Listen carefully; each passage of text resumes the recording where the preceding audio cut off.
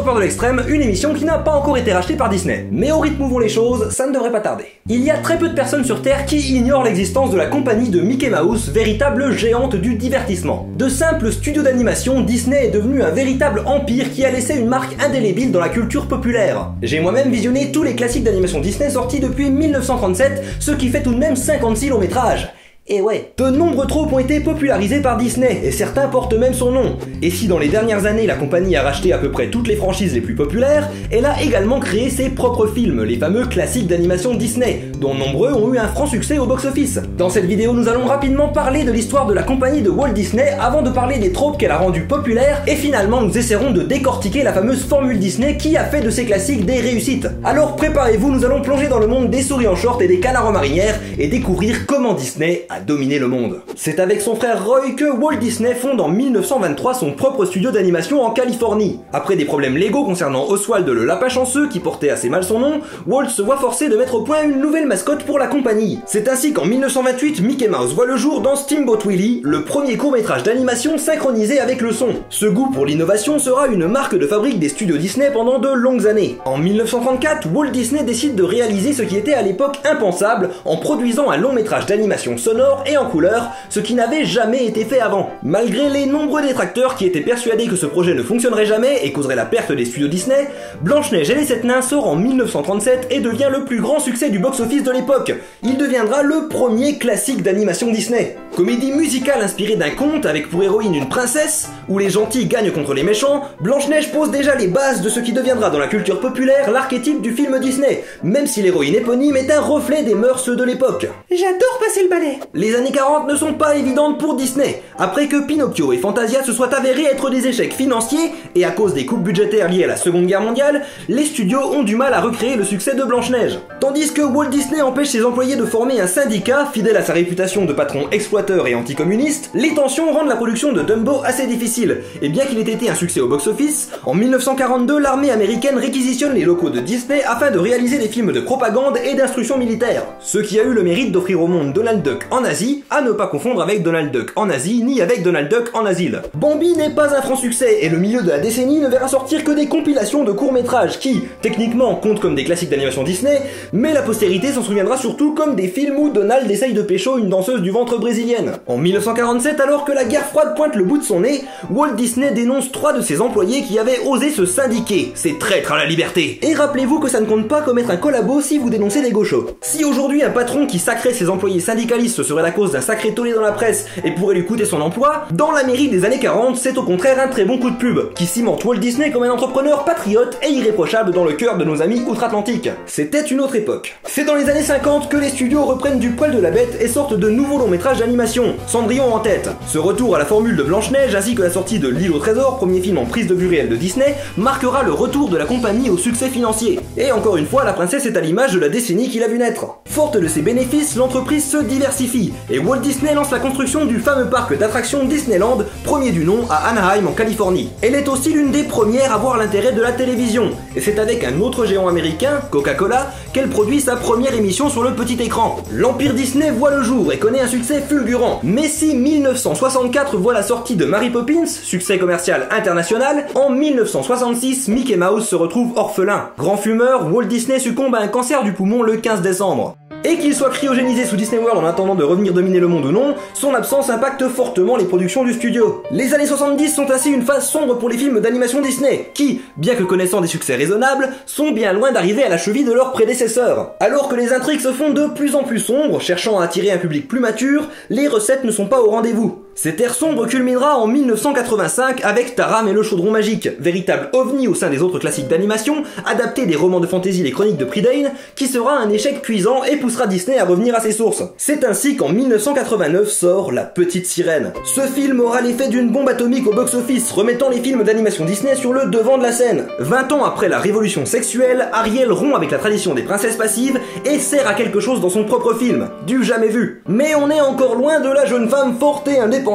Les années 90 seront ce qu'on appellera la renaissance de Disney, qui enchaînera classique sur classique, engrangeant des centaines de millions au passage. C'est cette période qui fait que les enfants des années 90 sont persuadés d'avoir eu la meilleure enfance possible. Mais tout n'est pas parfait chez Disney, loin de là.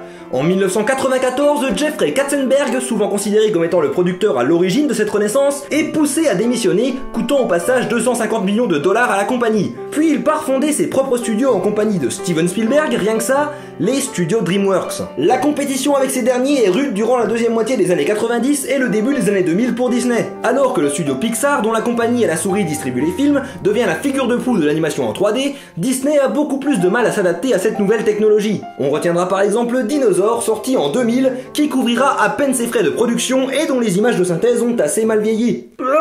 Mais les studios Disney sont loin de faire faillite, et en 2006 décident tout simplement de racheter Pixar, qui a prouvé être une source intarissable de succès critique et financier. Il faudra attendre 2010 pour que les studios prennent enfin le train de la 3D en marche, avec Réponse qui marquera le début d'une nouvelle ère faste pour Disney, aux grandes dames de tous les parents qui ont été forcés d'écouter Libéré délivré en boucle depuis la sortie de La Reine des Neiges. La même année, Disney rachète Marvel Entertainment, prenant ainsi la tête du MCU, et 2 ans plus tard, c'est Leia qui devient une princesse Disney quand Lucasfilm est acquis par la compagnie. Et contrairement à ce qu'on pourrait croire, elle n'avait pas attendu ça pour pousser la chansonnette. En 2014, la compagnie rachète Maker Studios, faisant ainsi l'acquisition de son propre réseau de youtubeurs. Quand je vous disais que c'était qu'une question de temps avant qu'ils rachètent cette émission. Et pour finir, en 2017, Disney rachète une grande partie de la Fox, acquérant au passage les droits d'exploitation au cinéma des X-Men. Ce qui me fait soudainement réaliser que la dernière princesse Disney en date n'est nulle autre que Deadpool. Et voilà, presque un siècle d'histoire résumée très grossièrement. Avec ça, vous pourrez vous la péter en soirée avec toutes ces connaissances inutiles que vous venez d'apprendre. 90 ans d'histoire dans l'industrie du divertissement, forcément, ça laisse des traces. Et si Mickey a été remplacé par Mario comme personnage le plus reconnaissable par les enfants, il n'empêche que Disney a marqué les esprits. C'est pourquoi, avant de chercher à percer les secrets des classiques d'animation du studio,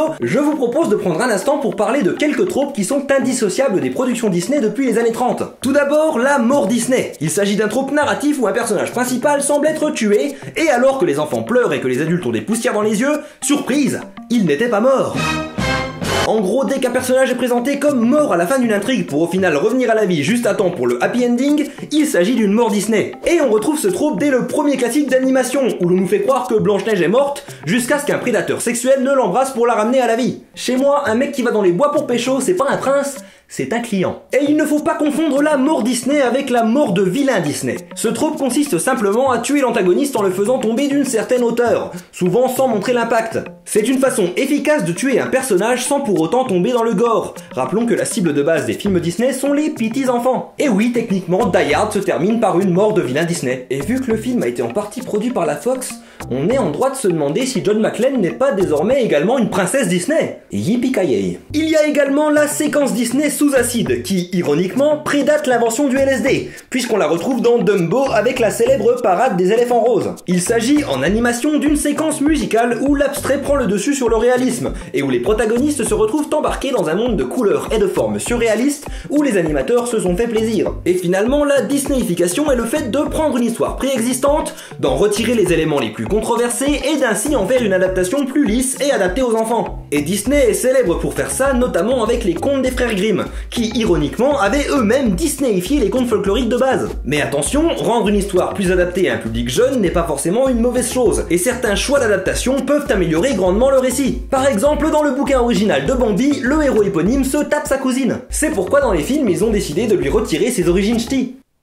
On retrouve ces quelques tropes partout, et pas juste chez Disney qui sont loin de les avoir inventés, mais ils les ont très certainement popularisés. Et c'est normal parce qu'ils ont eu une influence gigantesque sur la culture populaire. Alors comment est-ce que Disney a fait pour devenir un tel géant du divertissement dont le simple nom peut suffire pour mettre un sourire sur le visage des enfants? Quelle est la formule secrète qui se cache derrière les classiques d'animation Disney? Car si les films Disney ne se ressemblent pas tous à la surface, ils ont bel et bien des similitudes profondes, notamment en termes de structure et d'arc de développement des personnages. Si je vous parle d'un film où le personnage principal chante une chanson pour exprimer qu'il veut plus dans la vie que ce qu'il a déjà, puis rencontre quelqu'un du sexe opposé qui change sa façon de voir le monde, avant d'être piégé par l'antagoniste et de devoir apprendre de ses erreurs et se repentir, tandis que l'antagoniste cause sa propre perte juste avant la fin heureuse, à votre avis, je parle de quel film? La Petite Sirène, Hercule, Mulan, La Belle et la Bête, Réponse, Aladdin, ils correspondent tous plus ou moins à cette description. Mais si Disney continue d'utiliser les mêmes intrigues, c'est que ça marche, alors voyons ce qui les rend si efficaces. Tout d'abord, avant même de parler de structure, on va s'intéresser aux thématiques que Disney aborde. Et ces thématiques sont les mêmes depuis 1937. La seule chose qui a changé, c'est la façon dont elles sont abordées. Bien évidemment, Disney rime avec dichotomie du bien et du mal. De toute façon, dans notre langue, il y a deux mots qui riment avec Disney, c'est autruche et mal.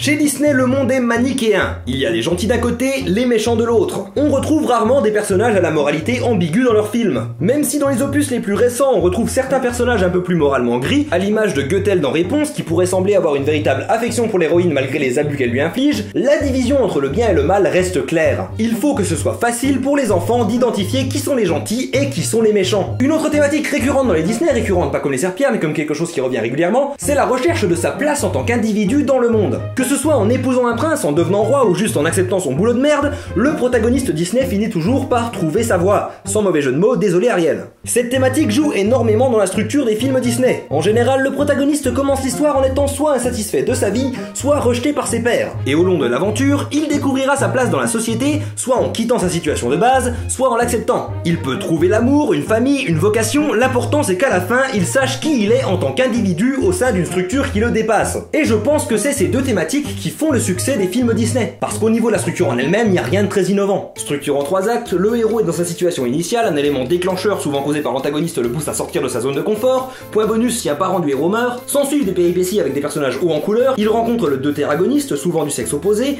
puis un malentendu crée un conflit, l'antagoniste en profite pour faire avancer ses plans machiavéliques, le malentendu est expliqué, l'antagoniste est vaincu, et ils vécurent heureux et eurent plein d'enfants. C'est ce que j'appelle la structure McDonald's, c'est jamais ouf, tu sais à quoi t'attendre, mais t'y retournes à chaque fois. Bien évidemment, au-delà de ça, Disney possède des animateurs de talent, des acteurs professionnels et des compositeurs de génie, sans compter des millions de dollars de budget. Mais je suis d'avis que la technique est secondaire, y'a qu'à voir mon fond vert. Et que le secret d'une histoire à portée universelle, c'est d'aborder des thématiques qui touchent tout le monde. Bien évidemment, on pourrait dire que quand un film est fait pour tout le monde, il n'est fait pour personne en particulier. Mais ça, c'est une autre question. Ce qu'on pourrait se demander, c'est comment jouer avec la formule Disney pour obtenir quelque chose de différent et d'intéressant. Et ça, c'est justement ce que Disney a fait tout au long de son existence. Car même si la structure et les thématiques sont les mêmes, il faut admettre que les films Disney ont évolué au cours des décennies, et ce, en même temps que les mœurs de la société. Ainsi, les fortes valeurs chrétiennes et conservatrices de Blanche-Neige ont laissé place à l'émancipation et l'individualisme de Vaiana, reflétant l'évolution de la société américaine. Mais jusqu'à preuve du contraire, nous ne sommes pas dans une émission sur la sociologie ou l'histoire, mais bien sur l'écriture. Alors pourquoi je vous parle de ça? Eh bien parce que Disney nous prouve que la diversité et le renouveau sont possibles même en se limitant à une structure basique et à des thématiques assez peu révolutionnaires. Et si certains trouvent que les films Disney sont redondants et se ressemblent tous, ils sont uniques à leur façon. Si un ressenti vague de regarder un Disney peut exister à chaque fois qu'on se retrouve devant un de ces films, ils offrent chacun une expérience propre, nous plongeant dans des univers très différents les uns des autres. Et ça en écriture c'est aussi important, n'ayez pas peur d'écrire quelque chose de convenu. Ce qui compte c'est d'y apporter votre touche personnelle. Utilisez les structures préexistantes comme le monomythe, inspirez-vous de vos œuvres favorites, écrivez des histoires simples. À chercher à trop se démarquer, surtout quand on commence à écrire,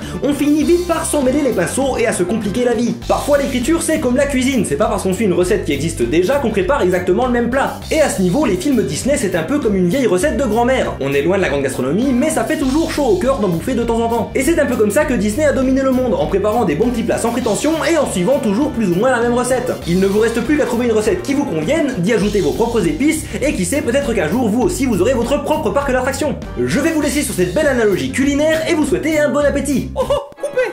Très bien, Tropper. Oh oh, tu recevras ton chèque sous quinzaine.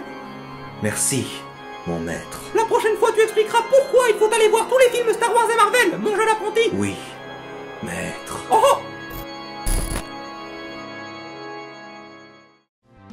Voilà, ce sera tout pour aujourd'hui, j'espère que cette vidéo vous aura plu. Si c'est le cas, n'hésitez pas à vous abonner si ce n'est pas déjà fait et à la partager au plus de monde possible. Si vous voulez me soutenir financièrement pour que je n'ai plus à accepter les chèques de la Walt Disney Company, n'hésitez pas à aller faire un tour sur mon Tipeee. Vous pouvez également me soutenir gratuitement en regardant des pubs de 30 secondes sur ma page Utip, les liens sont dans la description. On se retrouve très bientôt pour une nouvelle vidéo. Tropper, out.